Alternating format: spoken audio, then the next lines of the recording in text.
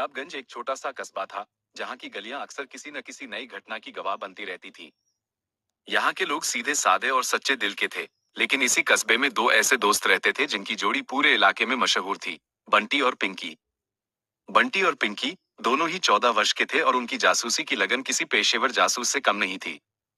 बंटी अपनी शरारतों से हर काम को एक मजेदार मोड़ दे देता था, जबकि पिंकी अपनी समझदारी और शांत स्वभाव से हर मुश्किल को आसान बना देती थी। इन दोनों की अनोखी जोड़ी जब भी किसी रहस्य के पीछे पड़ती, तो पूरे कस्बे में हलचल मच जाती थी। गर्मियों की छुट्टियों का पहला दिन था। तेज धूप और हल्की गर्मी के बीच बंटी और पिंकी अपने गुप्त अड्डे में बैठे हुए थे। यह अड्डा कोई आलीशान बंगला या खुफिया तहखाना नहीं था, बल्कि उनके घर के पिछवाड़े में एक पुरानी टूटी फूटी झोंपड़ी थी। इस झोंपड़ी को उन्होंने अपनी कल्पना और मेहनत से सजाया था और यहीं से उनकी हर जासूसी योजना का जन्म होता था। बंटी, जो हमेशा कुछ नया करने के लिए बेताब रहता था, ने अपनी आंखें मिचकाते हुए पिंकी से कहा, पिंकी, आज तो कुछ खास करना पड़ेगा। ये छुट्टियां ऐसे ही बोरिंग नहीं बीतनी चाहिए। पिंकी, जो पिछली कुछ शरारतों के कारण थोड़ी सतर्क थी, ने चेतावनी भरे स्वर में कहा, हाँ, लेकिन इस बार कोई मूर्खता मत करना बंटी। पिछली बार तुम्हारी उस अदृश्य स्याही वाली योजना की वजह से हम पूरे स्कूल में मस्खरे बन गए थे। प्रिंसिपल सर ने तो हमें घंटों तक धूप में खड़ा रखा था। बंटी ने अपनी गलती मानते हुए कहा, अरे यार, वो तो बस एक छोटी सी गलती थी। इस बार मैं वादा करता हूँ, हम कुछ ऐसा करेंगे जिससे सबको मजा आए और किसी को कोई परेशानी भी न हो। तभी झोपड़ी के पुराने लकड़ी के दरवाजे पर धीमी खटखटाहट हुई। बंटी और पिंकी ने एक दूसरे को देखा। इस गुप्त अड्डे पर बिना बताए कोई नहीं आता था। कौन हो सकता है? बंटी फुसफुसाया। पिंकी ने धीरे से दरवाजे की दरार से झांका और फिर बंटी की ओर देखकर आश्चर्य से बोली, ये तो रामू काका हैं। बंटी ने जल्दी से दरवाजा खोला तो सामने गांव के पोस्टमैन रामू काका खड़े थे। उनके चेहरे पर हमेशा की तरह एक शांत मुस्कान थी। बच्चों, ये तुम्हारे नाम एक चिट्ठी आई है। रामू काका ने एक पुराना पीला लिफाफा उनकी ओर बढ़ाया। लिफाफे पर उनका नाम और पता बड़े ही अजीब तरीके से लिखा हुआ था। लगता है किसी दूर के शहर से आए है, कहकर रामू काका अपनी अगली डाक बांटने के लिए चले गए। चिट्ठी? हमारे लिए? पिंकी ने हैरानी से पूछा। उसने कभी नहीं सोचा था कि उन्हें इस तरह से कोई चिट्ठी मिलेगी। बंटी ने उत्सुकता से लिफाफा फाड़ा। अंदर एक पुराना पीला कागज मोड़ा हुआ रखा था। कागज के किनारे हल्के भूरे पड़ गए थे, जैसे वो बहुत समय से कहीं दबा हुआ हो। बंटी ने कागज खोला और उसे पढ़ने लगा। उस पर रहस्यमय शब्दों में कुछ लिखा था। अगर खजाने की चाह है, तो पंछियों की राह देखो। जहां सूरज डूबता है, वहां रहस्य छुपा है। कागज पर नीचे की ओर एक अजीब सी मोहर लगी हुई थी, जिस पर एक बूढ़े आदमी का चेहरा और कुछ अनपहचाने प्रतीक बने हुए थे। खजाना? बंटी की आंखें आश्चर्य और रोमांच से चमक उठी। उसने तुरंत पिंकी को कागज दिखाया। पिंकी ने ध्यान से संदेश पढ़ा और फिर गंभीर स्वर में कहा, यह जरूर कोई मजाक है। किसी ने हमें बेवकूफ बनाने की कोशिश की है। मजाक नहीं हो सकता, पिंकी। ये देख, इस पर किसी बूढ़े आदमी की मोहर लगी है। और ये कागज भी कितना पुराना लग रहा है। बंटी ने मोहर की ओर इशारा करते हुए कहा। उसे ये सब एक रोमांचक कहानी की शुरुआत जैसा लग रहा था। पिंकी थोड़ी दुविधा में थी, लेकिन बंटी के उत्साह को देखकर वह भी इस रहस्य को सुझाने के लिए उत्सुक हो गई। ठीक है, उसने कहा, मान लेते हैं कि यह सच है। तो अब हमें क्या करना चाहिए? बंटी और पिंकी ने तुरंत अपनी जासूसी डायरी निकाली। यह एक पुरानी नोटबुक थी जिसमें वे अपने हर केस और सुरागों को लिखा करते थे। यह उनके लिए किसी खजाने से कम नहीं थी। उन्होंने डायरी का पहला पन्ना खोला और उस रहस्यमय संदेश को ध्यान से देखने लगे। पंछियों की राह, ये क्या मतलब हो सकता है? पिंकी ने अपनी उंगली माथे पर रखकर सोचते हुए कहा। बंटी ने कमरे में चारों ओर देखा और फिर अचानक उत्साहित होकर बोला, मुझे लगता है कि इसका मतलब हमारे पुराने मोरवन जंगल से जुड़ा हो सकता है। मैंने सुना है कि वहां बहुत सारे अलग अलग तरह के पक्षी आते हैं। मोरवन जंगल? पिंकी ने थोड़ा डरते हुए कहा। वो जंगल थोड़ा घना था और गांव के बच्चे अक्सर वहां जाने से डरते थे। हाँ, और संदेश में लिखा है, जहां सूरज डूबता है, वहां रहस्य छुपा है। सूरज पश्चिम में डूबता है ना? बंटी ने एक नक्शा निकालकर पश्चिम दिशा की ओर देखा। हाँ, और अगर हम मोरवन जंगल के पश्चिम की ओर जाएं, तो वहां वो पुराना हवेली खंडहर है। पिंकी को अचानक याद आया। वो हवेली गांव के बाहर जंगल के किनारे पर स्थित थी और कई सालों से वीरान पड़ी थी। हाँ, और सुना है, वहां आज तक कोई नहीं गया। लोग कहते हैं कि वहां भूत है और अजीब अजीब आवाजें आती हैं। पिंकी ने फुसफुसाया, उसकी आवाज में थोड़ी घबराहट थी।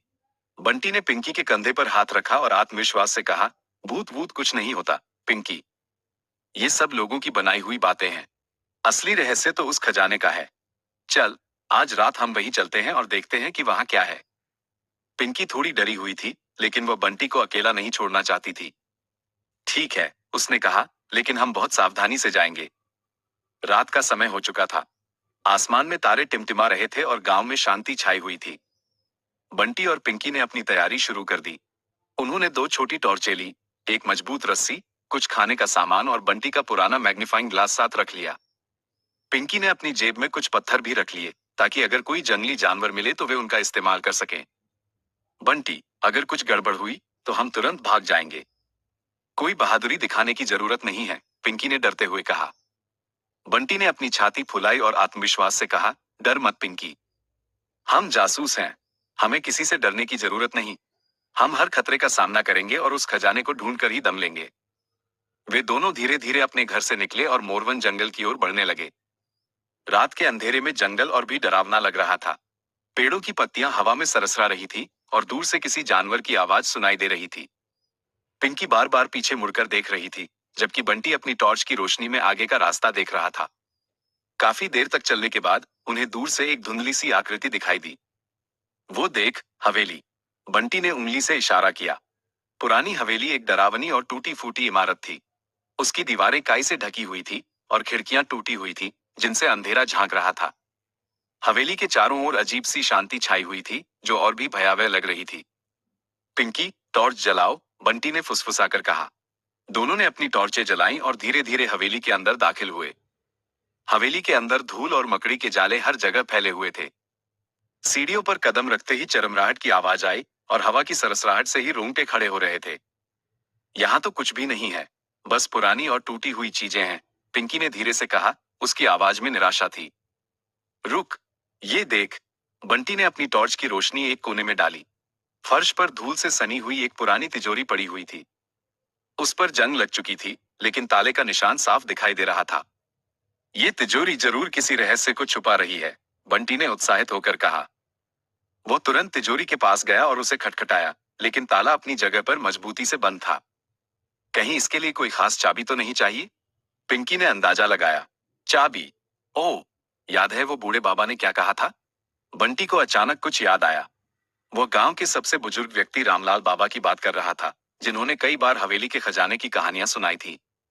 हाँ, उन्होंने कहा था कि राजा वीरभद्र का खजाना यहाँ छुपा है, लेकिन उसे पाने के लिए सूरज, चंद्रमा और पक्षियों का संकेत समझना होगा।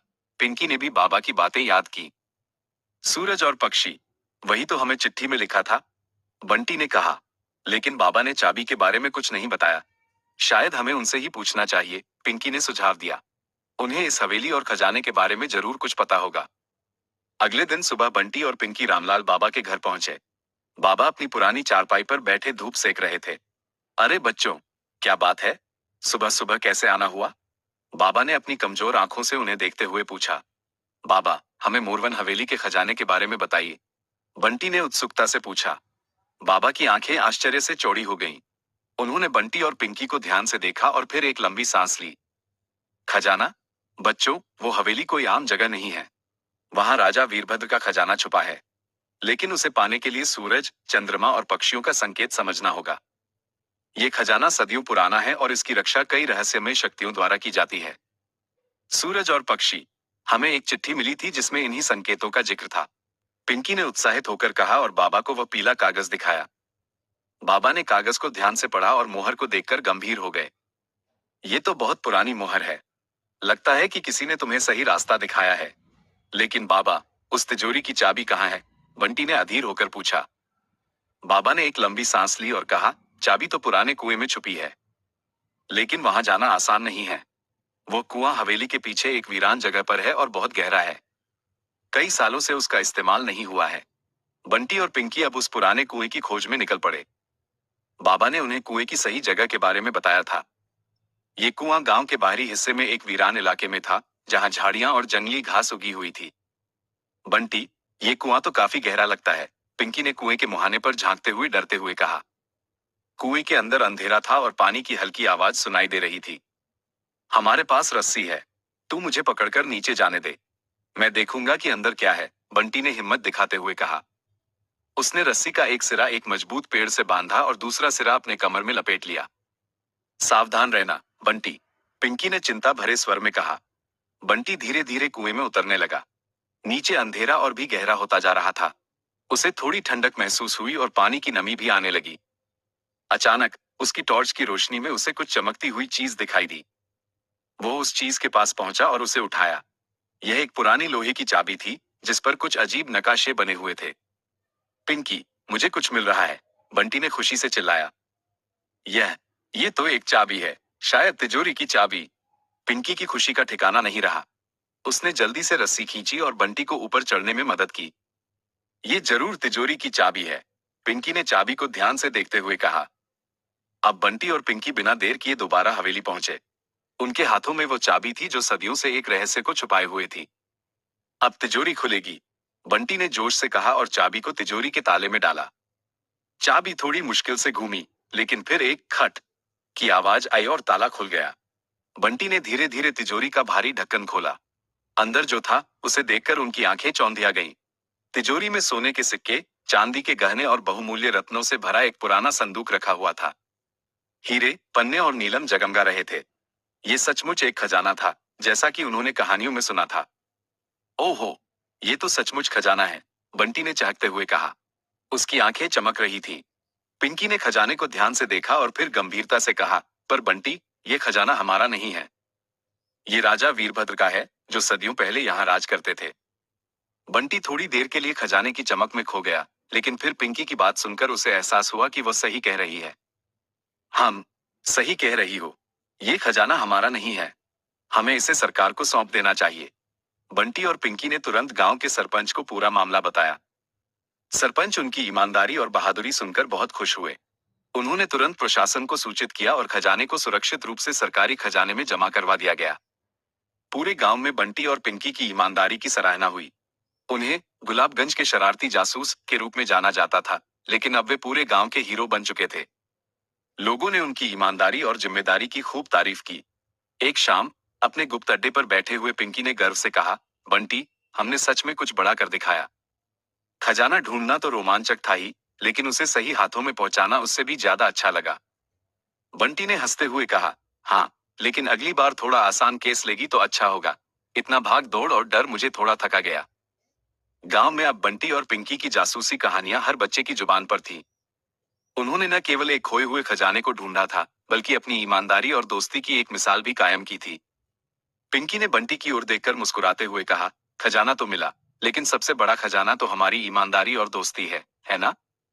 बंटी ने भी मुस्कुराते हुए हामी भरी। उनकी दोस्ती और जासूसी का ये रोमांचक सफर हमेशा उनकी यादों में ताजा रहेगा। अगर कहानी अच्छी लगी तो लाइक और सब्सक्राइब कर दीजिए।